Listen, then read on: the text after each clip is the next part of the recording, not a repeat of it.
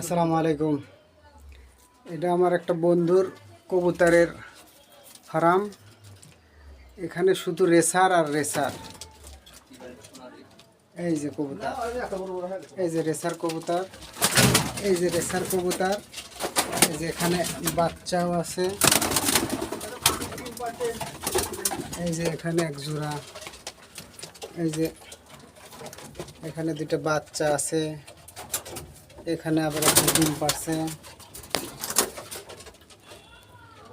এই যে একটা বড় খোপ, এই যে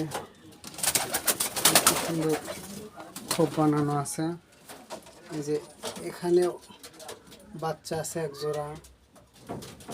রেসার কবুতর কিন্তু অনেক উড়ে, একবার সকালে উড়লে দেখা যায় যে 7-8 ঘন্টা একভাবে খালি উড়েই, আর এ হারানোর সম্ভাবনা অনেক কম।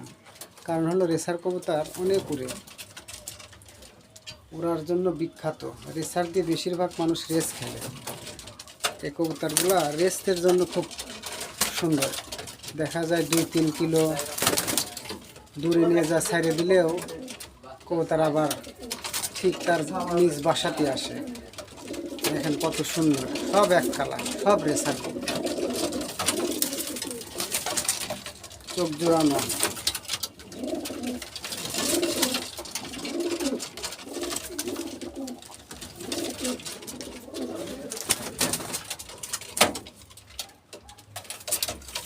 কত সুন্দর।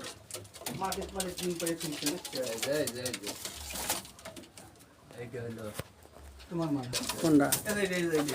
এই যে এই যে এই যে এইটা, এইটা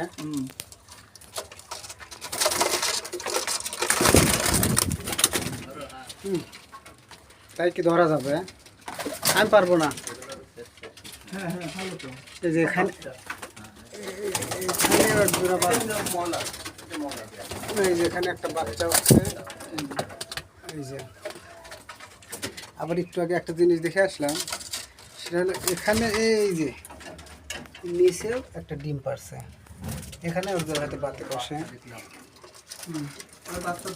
এটা খাবারের পাত্র বানাইছে আমার বন্ধু নিজ হাতে, যেন খাবার নষ্ট না হয়। এই যে কত সুন্দর। এই যে এখান থেকে আবার ঢাকনি আছে, এখান থেকে খাবার দেয়, এখান থেকে খাবার ঢেলে দেয়। দুই পাশ দিয়েই খাবারের সিস্টেম আছে। এটা নিজের হাতে বানানো আছে। দেখা যায় খাবার অনেক নষ্ট হয়, পায়খানা করে। সিস্টেমটা আমার অনেক সুন্দর লাগছে। আবার এই যে এখানে পানির পট, আবার এই যে এখানে আর একটা মুরগির রাখার জন্য হয়তো আলাদা একটা জায়গা করতেছে। দেখা যাবে এক পাশে কবুতর, এক পাশে মুরগি, দেশি মুরগি পালার সিদ্ধান্ত নিচ্ছে।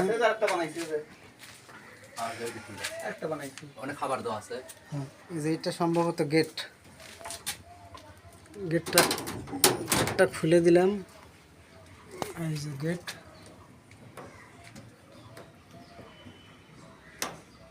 এই যে এখানে আটকায় দিলাম। এই যে এখানে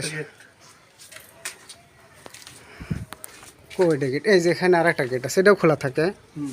এই যে এটাও একটা গেট, এটাও খোলা থাকে। আর এটা হলো মূল গেট। এখান থেকে বাচ্চাটা চানে, এই জন্য এই গেটটা বড় করে রাখছে।